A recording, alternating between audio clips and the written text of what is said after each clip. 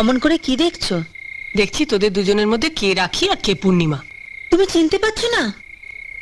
না বাবু, তোদের দুজনকে একই রকম দেখতে, তার উপর আবার একই রকম শাড়ি পরেছিস, একইভাবে চুল বেঁধেছিস। তোরা এক কাজ কর, যে কেউ একজন এমন একটা চিহ্ন রাখ যাতে আমি একবার দেখলেই বুঝতে পারি কে রাখি আর কে পূর্ণিমা। তুমি বলার আগে আমি সেই ব্যবস্থা করে ফেলেছি। আমি রাখি, আমার হাতে সবসময় এই লাল সুতোটা বাঁধা থাকবে। ওইটুকু একটা চিহ্ন? তুই দুষ্টুমি করে হাতটা লুকিয়ে ফেললে আমি তো তোকে চিনতেই পারবো না। ঠিক আছে, কি করা যায় বলতো? তুই যেমন শহরের পোশাক মানে প্যান্ট শার্ট সালাগঞ্জ পরে থাকিস সেরকম পরে থাকবি। না না, তাহলে তো মজা করে যাবে না। তুই বরঞ্চ যেমন শাড়ি পরিস তেমন পরবি। আমি সাদার উপর ছাপানো শাড়ি পরবো। এ মা, সাদা জমির উপর ছাপানো শাড়ি তো আমার নেই। নেই তো কি হয়েছে, আমি কালই বাজার থেকে খানচারেক শাড়ি নিয়ে আসবো।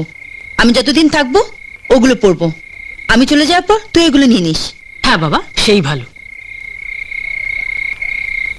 ও, ওকে অজয়ের কথা বলেছিস? অজয়কে? ওর কাছেই শুনে নিস। কে রে এই অজয়? এখানে এক কিট্টু জমিদার আছে, তার ছেলে।